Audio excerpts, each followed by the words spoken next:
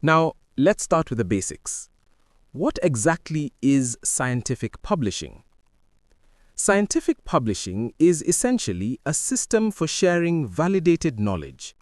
It is the backbone of academic communication, ensuring that discoveries, innovations, and clinical insights move from individuals to the wider scientific community. At the core of this system is peer review, which acts like a quality control mechanism. Before your work is accepted into the scientific record, other experts examine it to ensure the methods are sound, the conclusions are justified, and the science is reliable. Let me use a simple example. Imagine you have discovered a new pattern of antimicrobial resistance in your hospital. If you keep it to yourself, only your facility benefits.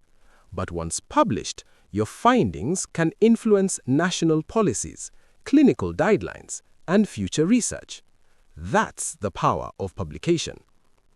Let me ask you, what is the last scientific paper you relied on in your work?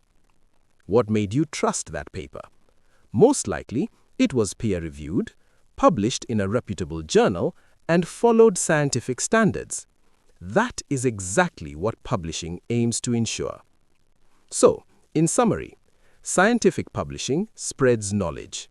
Peer review strengthens credibility. The published literature becomes a permanent record of scientific progress.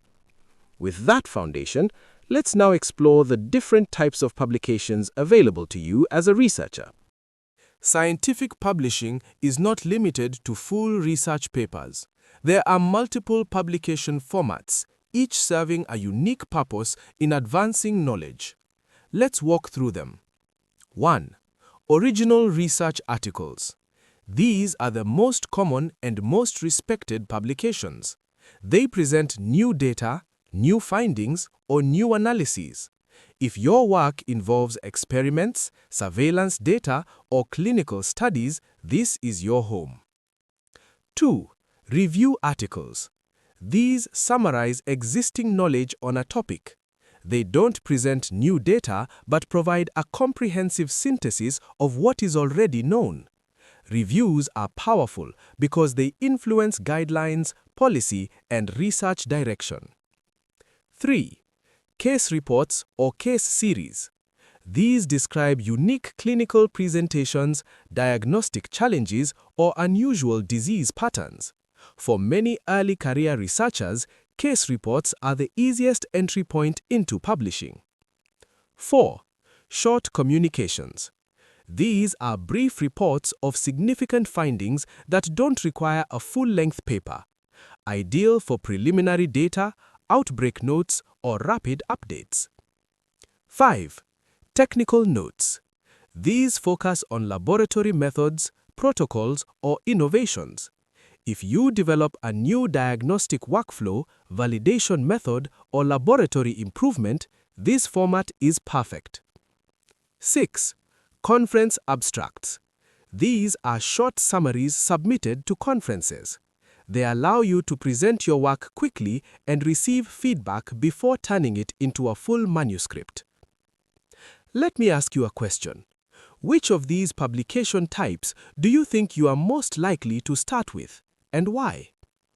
A key message I want you to take away is this.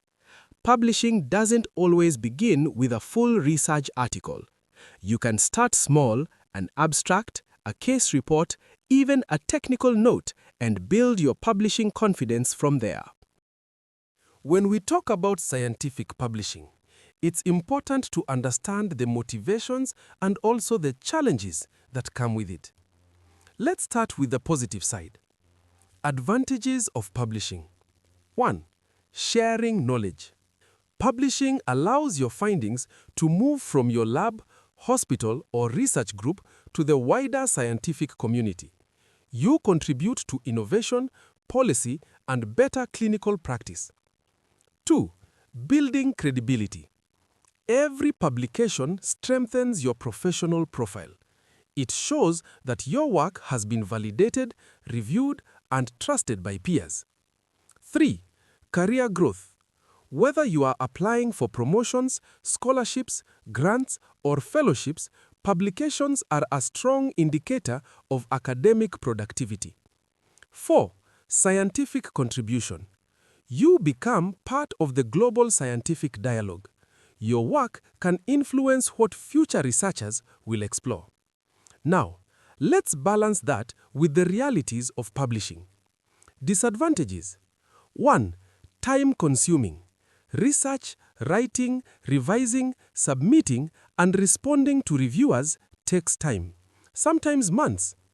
2. Rejections. Even strong papers get rejected, sometimes multiple times. Rejection is not failure, it's part of the process. 3. Publish or perish pressure. In academic environments, there is often a strong expectation to publish regularly, which can be stressful. 4. No direct financial gain. Unlike some professions, publishing does not directly pay you. Your reward is impact, visibility, and professional growth, not monetary compensation. Let me ask you, what is your personal reason for wanting to publish?